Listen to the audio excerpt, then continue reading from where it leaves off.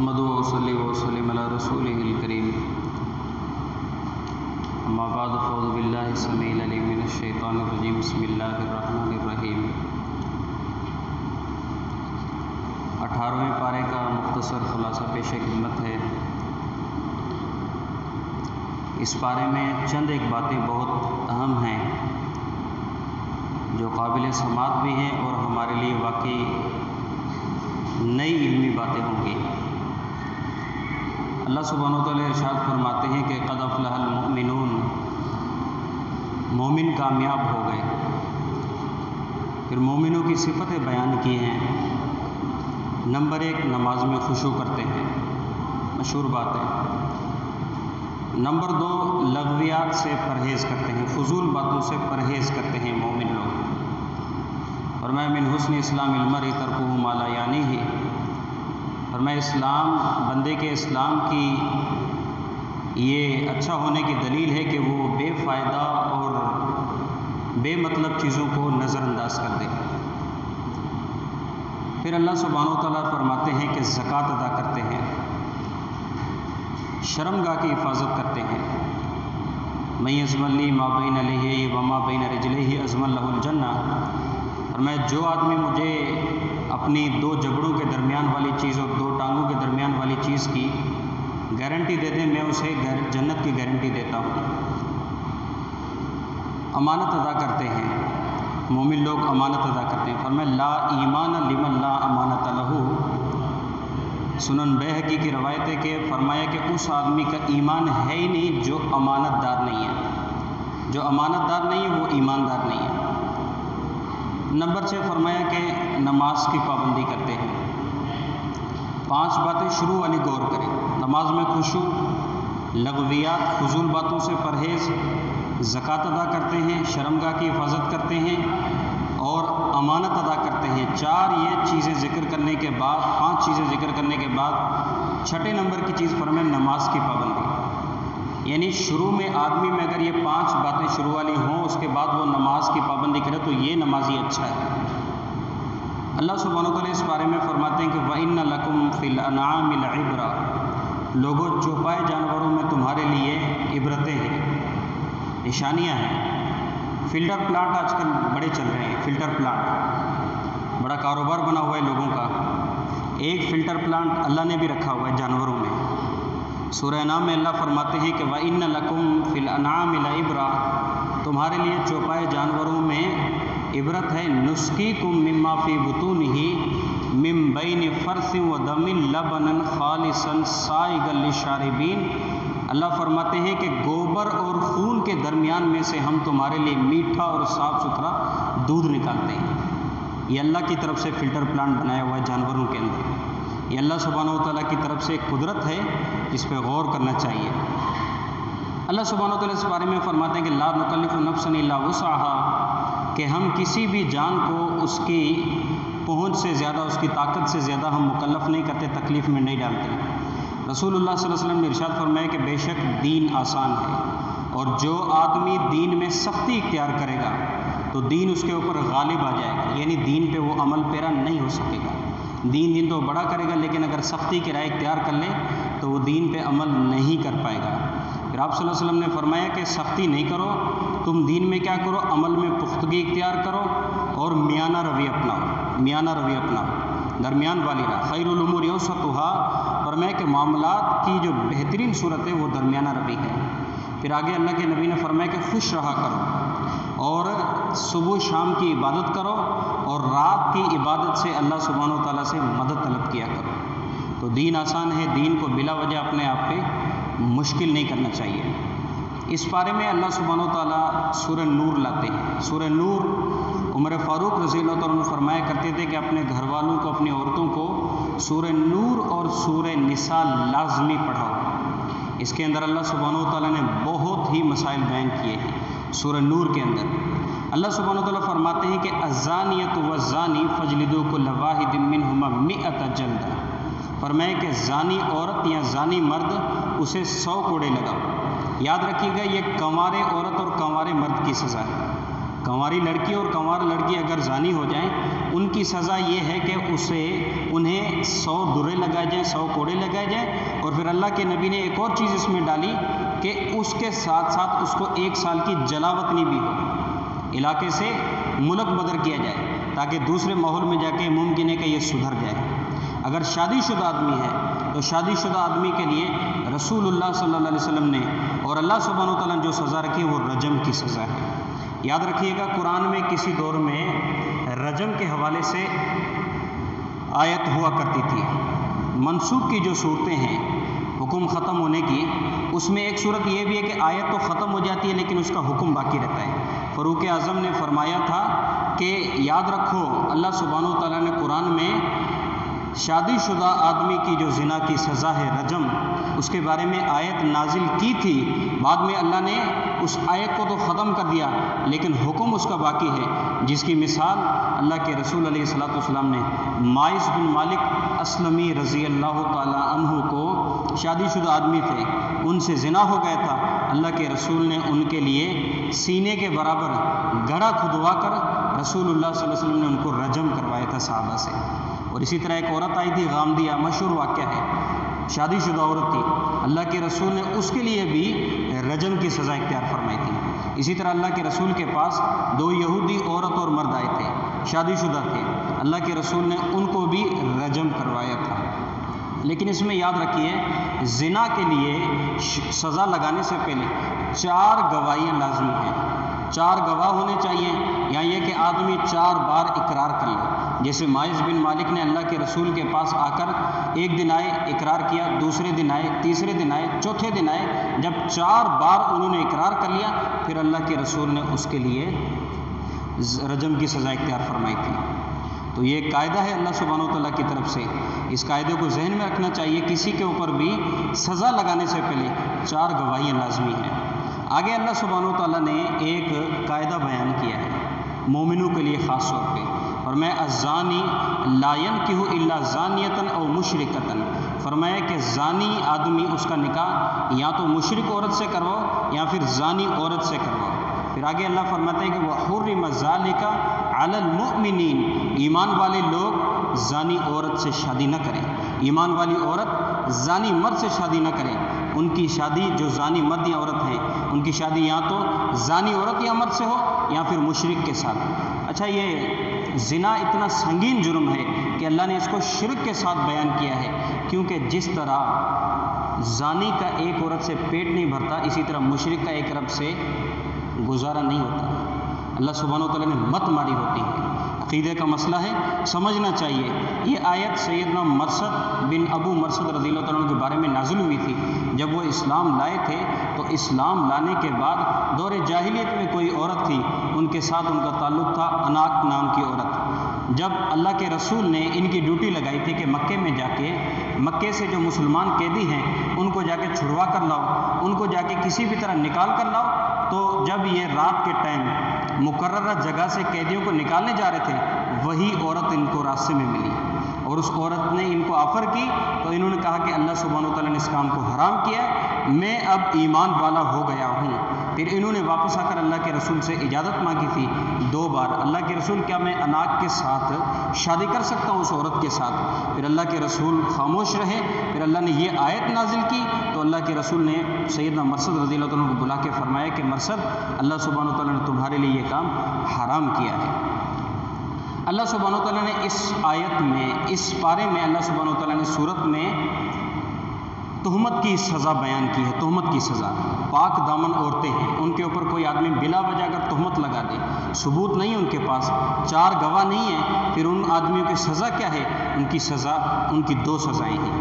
اللہ سبحانہ وتعالیٰ صورت میں 2 سزائیں بیان کی ہیں کہ پاک دامن عورت ہے، اس کے اوپر کوئی آدمی تہمت لگا دے تو اگر وہ 4 گواہ لے آتا ہے تو ٹھیک ہے، 4 گواہ نہیں ہے پھر اللہ سبحانہ وتعالیٰ فرماتے ہیں یہ تہمت ہے، اور اس تہمت کا پھر اللہ نے اس کے لیے سزا کیا رکھی ہے؟ سزا یہ رکھی، نمبر 1 اس کو 80 کوڑے لگائے گئے۔ جس آدمی نے بلا وجہ کسی پاک دامن عورت پہ تہمت لگائی ہے اسے نمبر 1 اسے 80 کوڑے لگائے جائیں، اور نمبر 2 اللہ فرماتے ہیں وَلَا تَقْبَلُوا لَهُمْ شَهَادَةً أَبَدًا، زندگی بھر ان کی گواہی قبول نہیں کی جائے گی۔ نہ ان کی گواہی قبول ہوگی اور نہ ان سے گواہی لی جائے گی۔ یہ اللہ سبحانہ و تعالیٰ نے تہمت والے کی سزا بیان کی ہے۔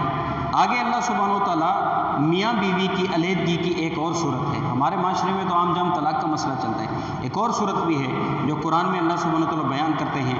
اگر یہ مسئلہ لوگوں کو سمجھ آ جائے نا تو معاشرے سے یہ کاروکاری کا جرم ختم ہو جائے گا، یہ کاروکاری کا جرم ختم ہو جائے گا۔ وہ کیسے؟ اللہ سبحانہ و تعالیٰ فرماتے ہیں والذین یرمون ازواجہم ولم یکن لہم شہداء الا انفسہم۔ اللہ سبحانہ و تعالیٰ فرماتے ہیں کہ وہ آدمی جس نے اپنی بیوی کو کسی غیر آدمی کے ساتھ پا لیا، اب اس کے پاس گواہ نہیں ہے، اس کا پھر فیصلہ کیا ہوگا؟ سیدنا ہلال بن امیہ رضی اللہ تعالیٰ عنہ اللہ کے رسول کے پاس آئے تھے اور انہوں نے آ کر کہا کہ اللہ کے رسول، میں نے اپنی بیوی کو شریک بن سامہ کے ساتھ دیکھا ہے۔ آپ نے فرمایا ہلال تمہارے پاس گواہ ہیں؟ تو سیدنا ہلال نے کہا اللہ کے رسول میرے پاس گواہ نہیں ہے۔ اللہ کے رسول نے فرمایا گواہ لے آؤ وگرنہ میں تمہارے اوپر تہمت والی سزا قائم کروں گا۔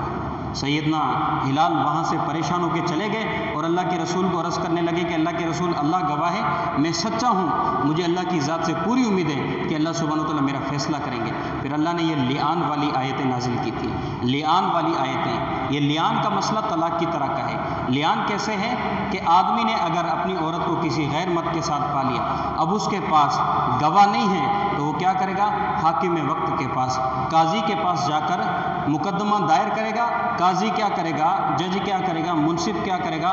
عورت کو بھی بلائے گا، مرد کو بھی بلائے گا۔ پہلے مرد کھڑا ہوگا اور مرد کھڑے ہو کر 4 بار کہے گا کہ میں اللہ کی قسم سچا ہوں، میں نے اس عورت کو فلاں آدمی کے ساتھ ایسے ایسے دیکھا تھا۔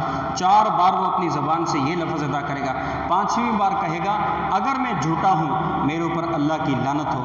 پھر اگر عورت کھڑی ہوتی ہے، عورت بھی اسی طرح کہتی ہے، پھر تو ان میاں بیوی میں علیحدگی ہو جائے گی۔ لیکن اگر عورت اس طرح کھڑی نہیں ہوتی اور عورت چپ رہتی ہے تو اس صورت میں جمہور علماء کا موقف یہ اس عورت کے اوپر زنا کی جو سزا ہے وہ قائم کی جائے گی، اسے رجم کر دیا جائے گا۔ لیکن اگر عورت کھڑی ہوتی ہے اور عورت اس طرح ادا کرے گی کلمات، 4 بار کہے گی کہ میرا شوہر جھوٹا ہے، اللہ کی قسم میرا شوہر جھوٹا ہے، اور 5ویں بار وہ کہے گی کہ میرے اوپر اللہ کی لعنت ہو اگر میں جھوٹی ہوں اور میرا شوہر اس بات میں سچا ہے۔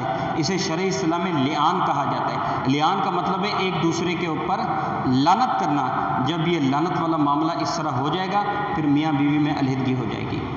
پوری زندگی وہ ایک ساتھ دوبارہ نہیں رہ سکتے، پوری زندگی ان کا نکاح دوبارہ نہیں ہوگا۔ اس صورت میں اگر عورت کو بچہ ہو جائے تو وہ بچہ شوہر کا نہیں ہوگا بلکہ وہ عورت کے نام پر ہی چلے گا۔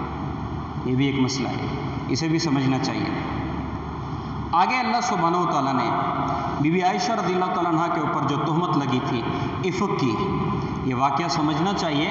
رسول اللہ صلی اللہ علیہ وسلم ایک غزوے میں گئے تھے، غزوے سے جب واپس آ رہے تھے تو امی جان قضائے حاجت کے لیے گئی ہوئی تھی۔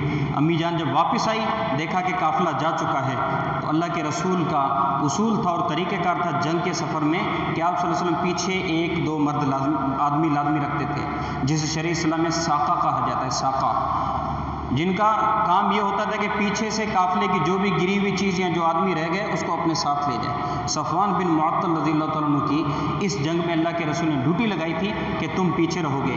بی بی عائشہ جب واپس آئی، بی بی صاحبہ آ کر لیٹ گئی اس جگہ پہ، ان کو یقین تھا کہ اللہ کے رسول نے پیچھے کوئی آدمی چھوڑا ہوگا۔ صفوان بن معطل آئے تو انہوں نے جب دیکھا کہ ام المومنین لیٹی ہوئی ہیں تو انہوں نے زبان سے صرف انا للہ و انا الیہ راجعون کے کلمات ادا کیے، یعنی ان کو اس بات پہ افسوس ہوا، قلق ہوا کہ اللہ کے رسول کی بیوی یہاں رہ گئی ہے۔ تو بی بی صاحبہ فرماتی ہیں میں نے جب ان کے الفاظ سنے تھے میں بیدار ہو گئی اور میں نے اٹھ کے فوراً پردہ کیا، انہوں نے اونٹ کو بٹھایا اور میں اس پہ سوار ہو گیا اور وہ مجھے لے جا کر قافلے کے ساتھ انہوں نے مجھے شامل کر دیا۔ منافقوں کو یہاں سے اللہ کے رسول کی ذات پہ طنز کرنے کا موقع مل گیا۔ عبداللہ بن ابی اور اس کے گروپ نے اللہ کے رسول علیہ الصلوۃ والسلام کو اس معاملے میں بڑا پریشان کیا کہ امی جان رضی اللہ تعالیٰ عنہ نے معاذ اللہ صفوان بن معطل کے ساتھ اس کے کوئی تعلقات ہیں، اس طرح کی انہوں نے بات کی۔ اللہ کے رسول پورا 1 مہینہ پریشان رہے تھے، اس معاملے میں پورا 1 مہینہ پریشان رہے تھے اور امی جان کو پتہ ہی نہیں تھا کہ مسئلہ کیا ہو رہا ہے کیا نہیں ہو رہا۔ امی جان فرماتی ہیں کہ سفر سے واپس آنے کے بعد میں بیمار ہو گئی تھی، اللہ کے رسول مجھ سے بڑی محبت کرتے تھے، آپ علیہ الصلوۃ والسلام کے رویے سے مجھے محسوس ہوا کہ جب میں پہلے بیمار ہوا کرتی تھی اللہ کے رسول بڑے پریشان ہو جاتے تھے، اس بار کیا ہو گیا کہ اللہ کے رسول علیہ الصلوۃ والسلام مجھ سے صحیح طرح سے اللہ کے رسول حال احوال بھی نہیں لے رہے۔ امی جان فرماتی کہ ایک دن میں اپنی جو خادمہ تھی مصطح رضی اللہ تعالیٰ عنہ ان کے ساتھ میں کسی کام کے لیے باہر جا رہی تھی، تو مصطح جو تھی ان کا پاؤں پھسل گیا، تو انہوں نے اپنے بیٹے پہ لعنت کی، اور کہا ہلاک مصطح، کہ مصطح برباد ہو جائے، ہلاک ہو جائے۔ تو امی جان نے فرمایا کیا کہہ رہی ہو، وہ تو مومن آدمی ہے، ایمان والا آدمی ہے، یہاں سے سمجھنا چاہیے کہ ایمان والے آدمی پہ بلا وجہ لعنت نہیں کرنی چاہیے۔ امی جان نے فرمایا کہ ایمان والا آدمی تم اس کے اوپر لعنت کر رہی ہو، تو مصطح نے کہا کہ آپ کو پتہ نہیں کہ معاملہ کیا چل رہا ہے؟ امی جان نے فرمایا نہیں مجھے تو نہیں پتہ۔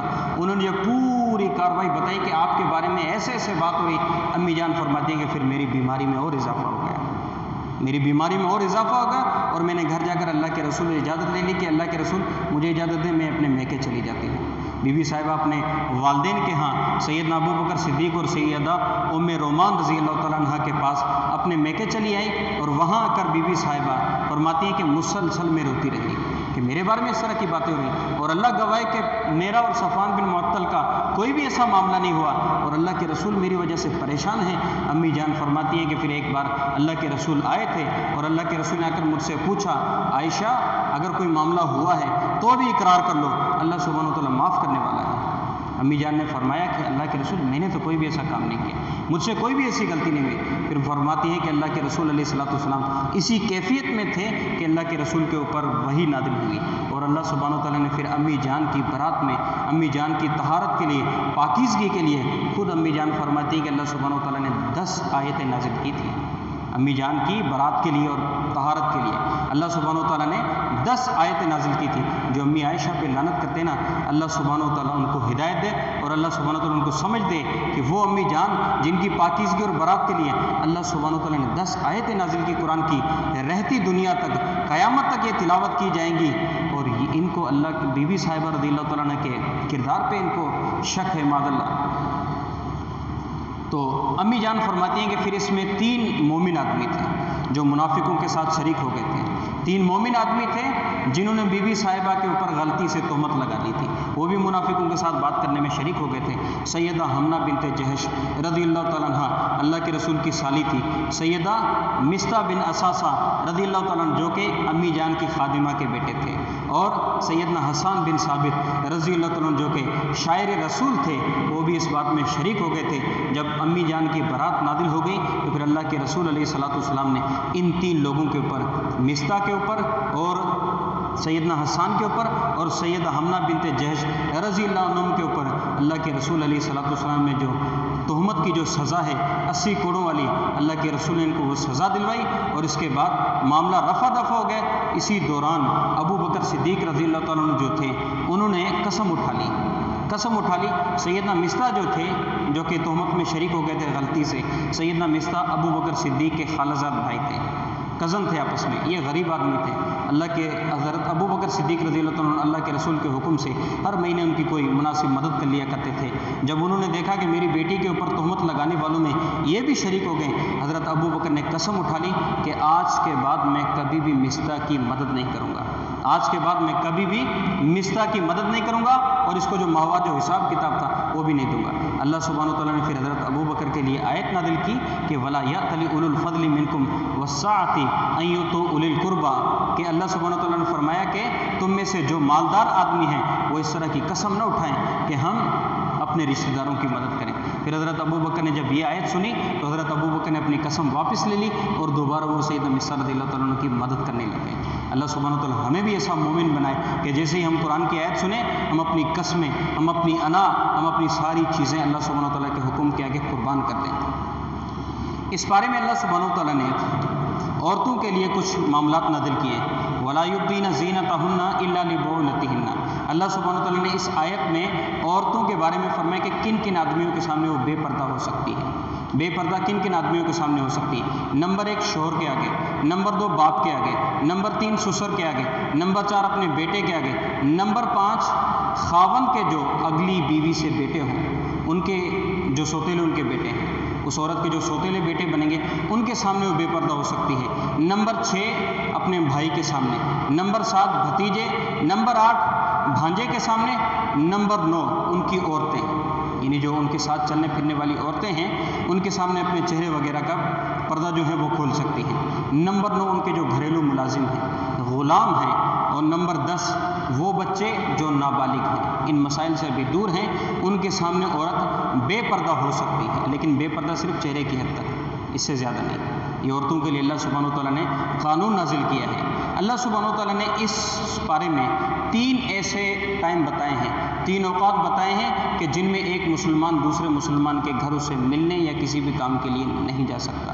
وہ 3 ٹائم کون سے ہیں؟ نمبر 1 اللہ سبحانہ وتعالیٰ فرماتے ہیں کہ فجر سے پہلے والا جو معاملہ ہے اس میں ایک مسلمان دوسرے مسلمان کے گھر نہیں جا سکتا، کوئی بھی مجبوری ہو، کوئی بھی صورتحال ہو۔ نمبر 2 دوپہر کا ٹائم، جس ٹائم لوگ دھوپ میں آرام کر رہے ہوتے ہیں دوپہر کی گرمی کی وجہ سے۔ نمبر 3 عشاء کے بعد جو سونے والا ٹائم ہے، اس ٹائم ایک مسلمان دوسرے مسلمان کے گھر نہیں جا سکتا۔ اگر ہم کر رہے ہیں تو ان کاموں سے بچنا چاہیے۔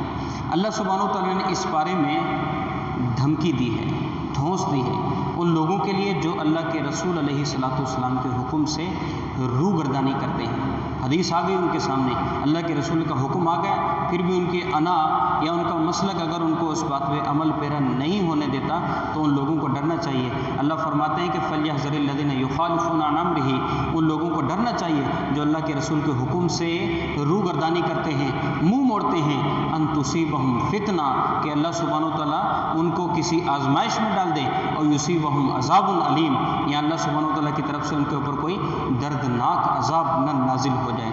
اللہ سبحانہ وتعالیٰ سے دعا ہے کہ اللہ سبحانہ وتعالیٰ ان آیات کی روشنی میں ہمیں اللہ سبحانہ وتعالیٰ اپنی زندگی گزارنے کی توفیق عطا فرمائے۔ وما توفیقی